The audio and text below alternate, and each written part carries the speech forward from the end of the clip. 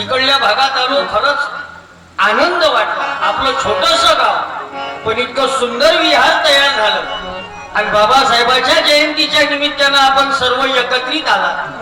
कारण झेलुनी अपमान जन दिलं संविधान जागविले ज्यांनी बहुजनाला.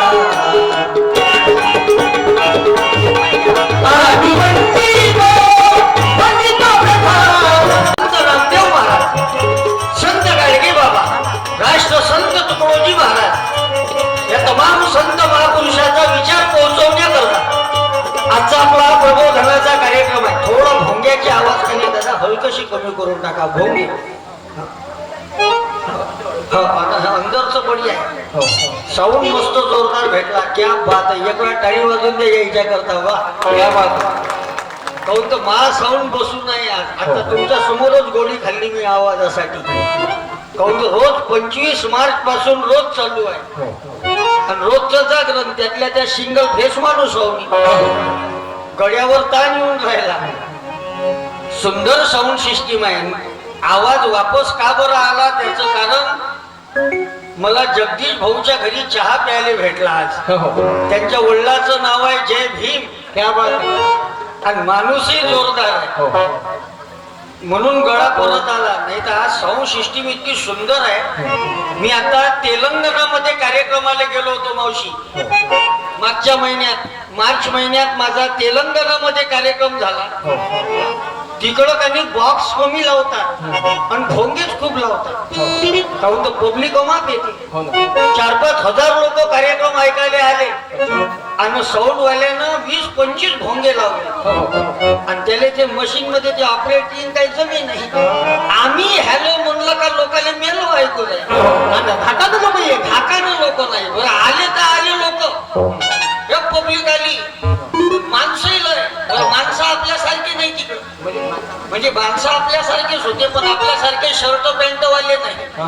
तेलंगणामध्ये लोक आले लुंग्या घालून. काही लुंग्या रंगारंगाच्या लुंग्या द्यायच्या. क्वालिटी बाज लुंग्या. ते लोक सांगे म्हणे महाराज हमारी इधर जिसके लुंगी पर सोनेरी पट्टी है, गोल्डन पट्टी, वो सबसे महंगी लुंगी म्हणे.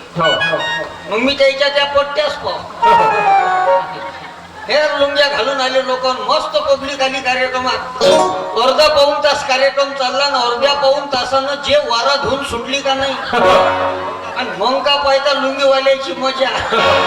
घुसली हवा का ठेव गोटा. राहिला कार्यक्रम बाजून. आज का बरं कसं जोरदार वातावरण आहे. इतकं सुंदर वातावरण आपल्या गावात तयार झालं. तुम्ही बसून जा रे बा. हा 7-12 कोणाचा आहे.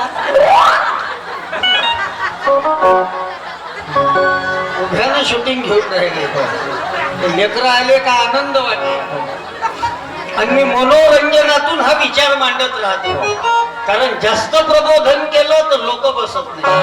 आजकाल भजन कीर्तन प्रबोधन भाषण म्हटलं का लोक येत नाही. पण आधी ऐकायला तर येते कोण? ज्याचे हेडफोन खराब आहे, ज्याचं स्पीकर फाटून आहे, ज्याचे अप्पर डिप्पर गेले, ज्याचा डिस्प्ले उडून आहे. आणि प्रबोधनाची गरज कोणाला आहे? प्रबोधनाची गरज आहे या लहान लहान लेकरांना. प्रबोधनाची गरज आहे तरुणांना. हा देश 65% तरुणांचा देश आहे. जगात एवढे तरुण कोण्याच देशाजवळ नाही. सर्वात जास्त तरुण भारतात आहे. तरी भारत मागं काहून आहे? त्याचे कारण आहे या देशामध्ये तरुण आहे. या देशात तरुण आहे पण पुरे जिरून आहे. नावच आहे तरुण पण रात्री आणा लागते आले धरून.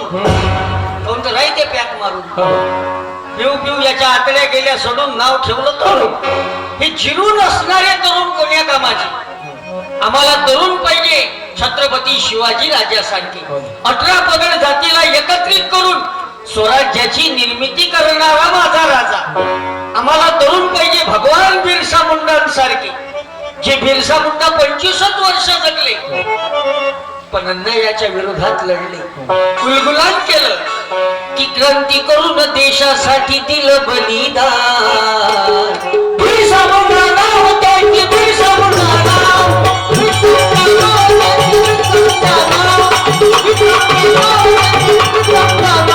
आज आम्हाला असे तरुण घडले पाहिजे. या तरुण होते देशात छत्रपती संभाजी महाराज.